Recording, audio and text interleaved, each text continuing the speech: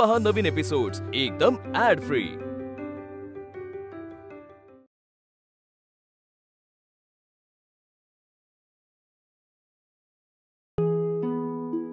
बसा बरं तुम्ही, बसा बसा बसा।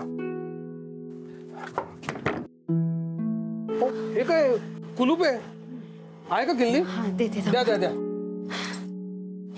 थांबा।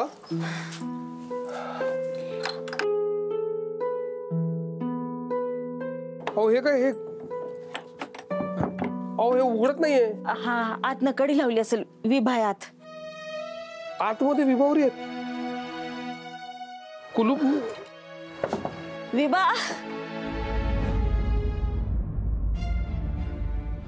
तुम्ही इथे आणि आई का अशा बसलेत? काय झालं तुम्हाला? बरे आहात ना तुम्ही? होय, हा ग, काय नाही, जरा उन्हाचा त्रास झाला बघ। नाही, जरा त्रास नाही झालेला, त्यांना खूप त्रास झालाय।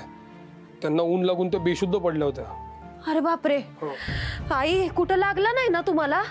या बरं आतमध्ये। अगं आता वयोमानानुसार होणारच।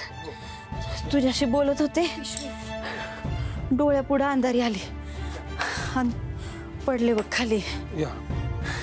कशाला गेलात तुम्ही? मी सांगितलं होतं ना मी जाईन म्हणून। हा, आणि पाण्याची बाटली नसेलच ना बाहेर जाताना? काय आई, यांनी दिलं पाणी आणि मी म्हणलं जाते माझी मी, पण ऐकायला तयार नव्हते। थँक्यू। अहो थँक्यू काय म्हणताय? यांच्या जागी कोणी अनोळखी असतं तरी मी हेच केलं असतं। हे कुलूप, चला येतो मी, काळजी घ्या। शर्वरी बरी आहे ना?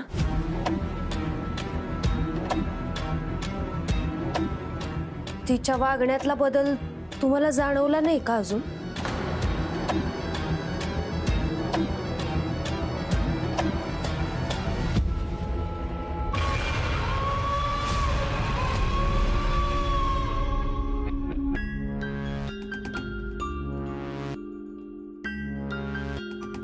नाना,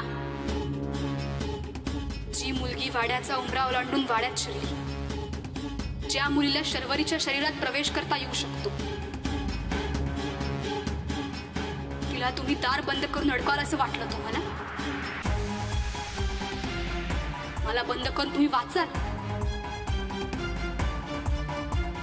तुमचे सगळे उपाय व्यर्थ आहेत नाना। योग्य त्या संधीची वाट बघत होते,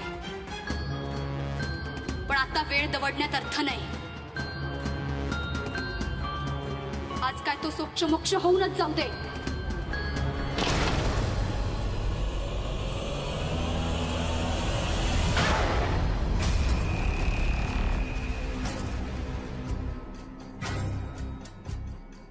मी हसत हसत डोळे मिटले असते। माझी इच्छा फक्त एवढीच होती की माझं म्हणणं तू एकदा तरी ऐकावंस, पण या जन्मात शेवटची इच्छा पूर्ण होण्याचं नशीब नाहीये माझं। मग आता मी जगून करू तरी काय? नाना, तुम्हाला असा मृत्यू मिळाला तर माझं कार्य अपूर्णच राहील। तुम्हाला मीच मृत्यू देणार, तरच माझं समाधान होईल। नाही, येणारच आहेस तर नंदा म्हणून समोर ये ना। बिचाऱ्या शरूच्या हातून पाप का घडवतेस? नंदा म्हणून समोर ये। पुढे तुला माझं ऐकायचं नसेल तर ठीक आहे, पण माझा जीव जाईपर्यंत मी हेच सांगत राहणार। माझं सांगणं माझ्या जीवापेक्षा जास्त महत्वाचं आहे। जीव घेणाऱ्या पोरीला बापाच्या जाण्याच्या जीवाची एवढी तगमग समजली तर मी सुखानं मरन। ये कर, तुझं कार्य पूर्ण कर।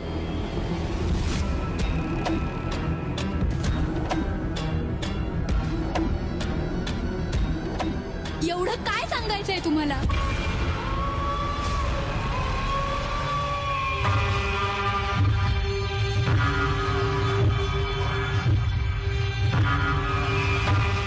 नंदाचा बळे मी तिला, ती आता तो डाव माझ्यावर उलटू पाहतीये। पण याचा फायदा नानाला होता कामा नये. नंदाला शर्वरीपासून वेगळं करण्यासाठी आता मला माझी सगळी शक्ती एकवटावी लागेल. गेले 200 वर्षात हे घडलं नाहीये, पण हा शेवटचा बळी आहे पंत. थोडा त्रास सहन करावाच लागणार.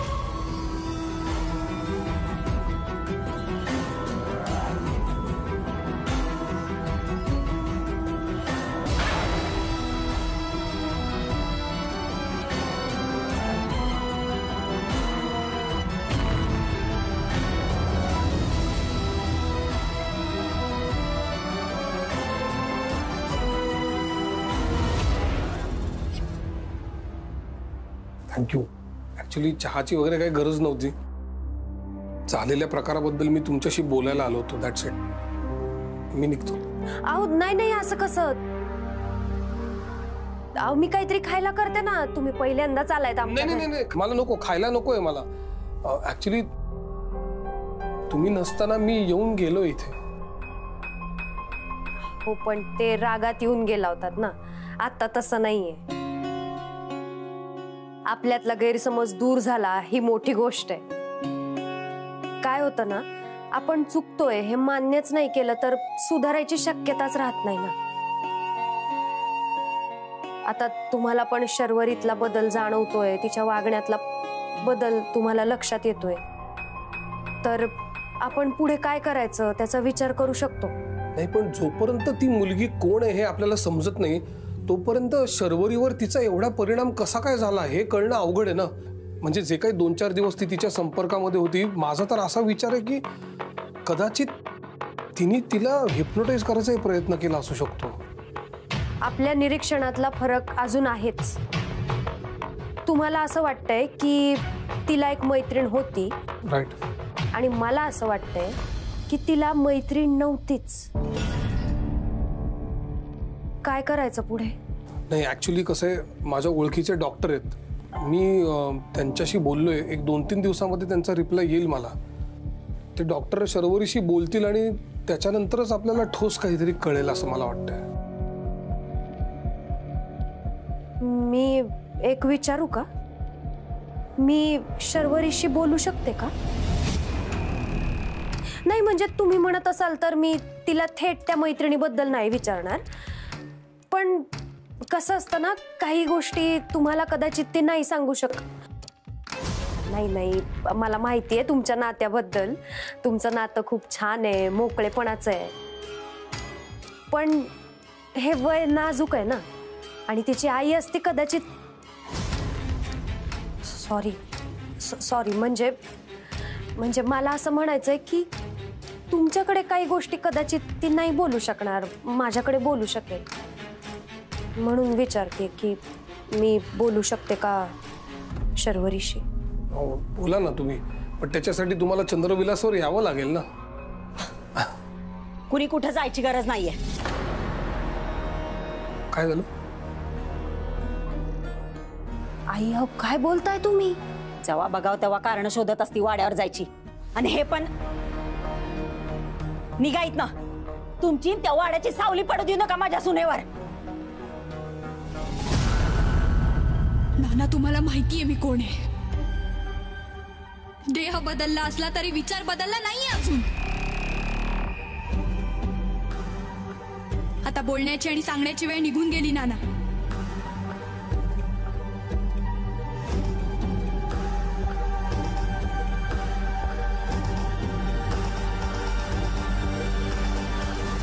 हे खरं आहे की तुमच्यापर्यंत पोहोचण्यासाठी मी शर्वरीचा फायदा घेतला. तिच्या भाबडेपणामुळे माझं काम सोपं झालं. तिला वाटत होतं मी तुमच्या मनातलं तिला सांगेल, पण तुमच्या मनातलं सोडाच, मी माझ्या मनातलंही तिला कळू दिलं नाही. पण मला तिचा आणखी फायदा घ्यायचा नाहीये. त्यामुळे मला माझं कार्य लवकरात लवकर पूर्ण करायला हवं. मी तुमचं काही ऐकणार नाहीये नाना.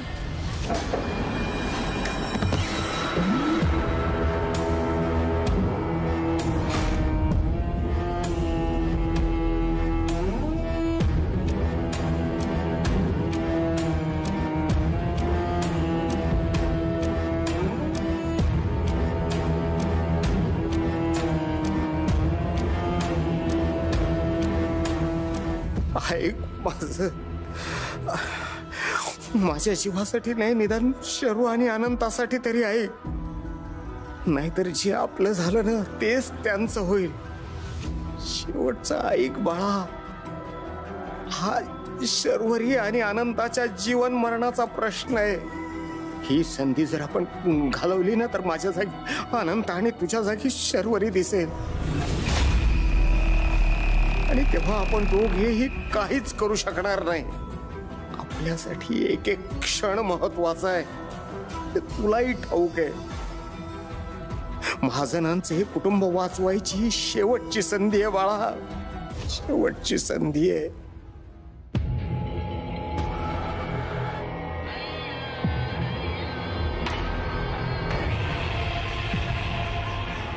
नंदा, इथल्या प्रत्येक घटनेचा करता करविता हाच आहे.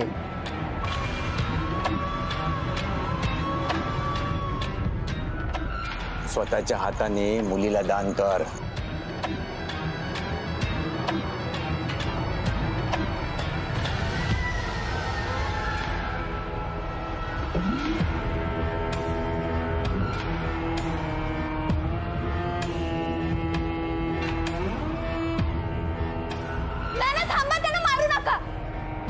त्याला नाही ना, मग तुला नाही. तुला कशी मारून चालेल? तुझी तर पाठवणी करायची.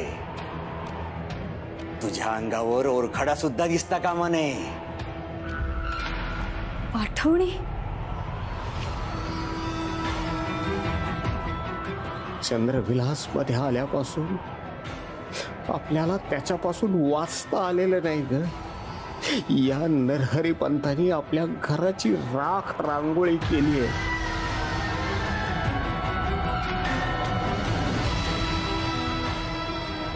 माझ्या हातून जे पाप घडलं त्या पापाचा सूत्रधार हाच होता. मी केवळ निमित्त मात्र होतो. माझ्या देहात याचा वावर होता हे कुणालाच कळलं नाही ग.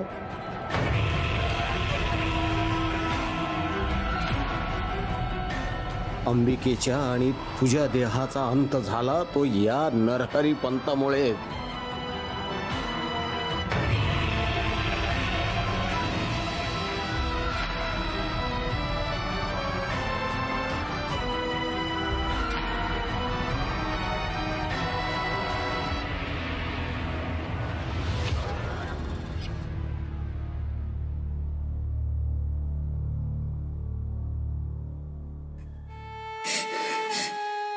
नाना, काय करत होती मी?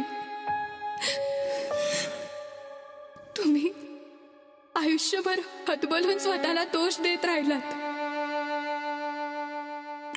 न केलेल्या पापांचं प्रायश्चित्त घेत राहिलात. देहाला तारण ठेवून जगत राहिलात. आणि मी चुकले नाना. तुम्ही न केलेल्या गुन्ह्यांची शिक्षा देऊन मुक्ती नाही मिळणार मला. मी खरंच चुकले. नंदा, असं म्हणू नकोस ग. मी तुझा गुन्हेगार आहे. मी नकळतपणाने का होईना फसत गेलो या सगळ्यात. आणि माझ्याच कुटुंबाला उद्ध्वस्त केलं मी.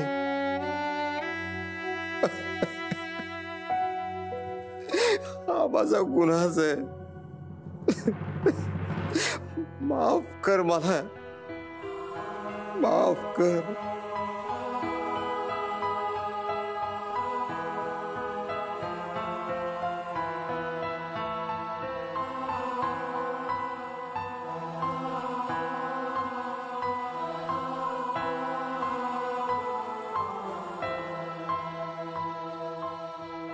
काहीतरी गैरसमज होतोय तुमचा. आमच्यात तसं काही नाहीये. अहो तुम्ही प्लीज समजून घ्या. अहो माझ्या मनात असं काय येईल? मी यांच्या मिस्टरांना भेटलोय. मला माहितीये यांच्या मिस्टरांना या चंद्रविलासवर आलेल्या आवडत नाही. मला माहितीये ते. अहो त्या नानांच्या ट्रीटमेंटसाठी आल्या होत्या आणि नंतर शर्वरीला माझ्या मुलीला बघण्यासाठी आल्या होत्या. सिरियसली विभावरी तू आज जा. अहो थांबा, तुम्ही त्यांना आत कशाला जायला सांगताय? अहो तुम्ही सांगा ना, आपले तसं काही नाहीये, गैरसमज होतोय तुमचा काहीतरी. कळतंय ना तुमच्यामुळे गैरसमज होतात ते. मग निघायत ना. माझ्या पोराला जर कळलं ना तुम्ही इथं आला होता, हाय दोष कराल तू. नाही नाही नाही, मी नाही येणार आहे. मी परत कधीच येणार नाहीये. सॉरी, खूप सॉरी. माझ्यामुळे तुम्हाला आणि तुमच्या मिस्टरांना काही प्रॉब्लेम झाला असेल तर please, I am very sorry. मी खरंच परत कधी येणार नाही. सॉरी.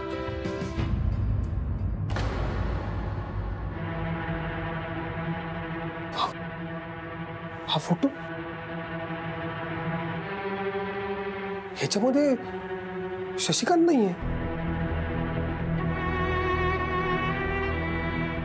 हे कोण आहेत हे?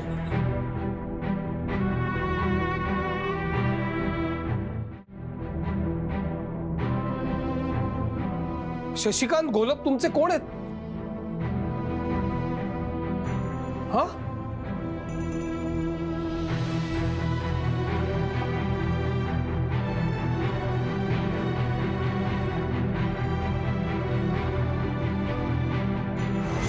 महाजन, तुला शेवटचं सांगतोय, त्या विभाशी लगट करायची नाही. हा, मी कशाला लगट करू?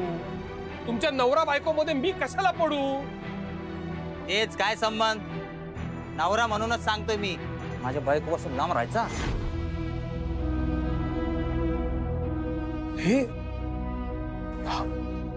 हे तुमचे मिस्टर आहेत म्हणजे शशिकांत तुमचा नवरा नाहीये? अहो शशिकांतनी मला स्वतःहून सांगितलं होतं तुम्ही त्याची बायको आहात म्हणून. काय चाललंय हे? अहो आई, तुम्हाला कळतंय तुम्ही काय करताय ते? तुमच्या एका मुलाच्या बायकोला दुसऱ्या मुलाच्या गळ्यात बांधताय, आणि ते पण नालायक मुलाच्या.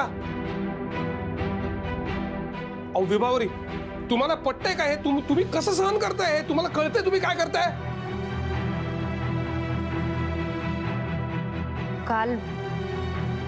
काल माझ्या मागे काही माणसं लागली होती आणि ती वाड्याच्या बाहेरच दबा धरून बसली होती. म्हणून मला निघता नाही आलं. मला वाड्यात लपून राहावं लागलं.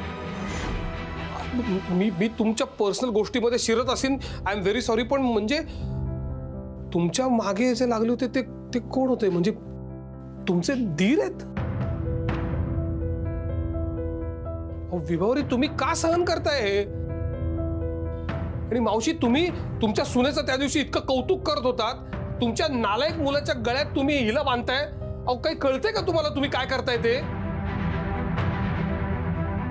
मला मान्य आहे हा तुमचा कौटुंबिक प्रश्न आहे आणि मी बोलायला नाही पाहिजे, पण मला राहवत नाहीये म्हणून मी विचारतोय. तुम्ही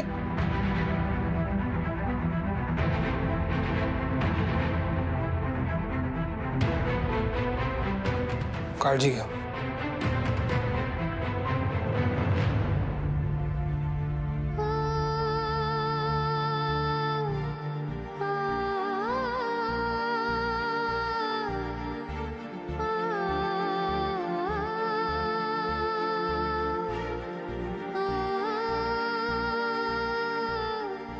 मनानं खरंच किती चांगला आहेस रे अनंता. तुझ्यासारखा एखादा मुलगा माझ्या विभाला भेटायला पाहिजे. तिला सुखात ठेवणारा आणि इथनं लांब घेऊन जायला पाहिजे. तुमचा चंद्रविलास वाडा आमच्या घरातल्या बाईचा बळी मागतोय, पण मी माझ्या विभाचा बळी जाऊ देणार नाही. जाऊ देणार नाही.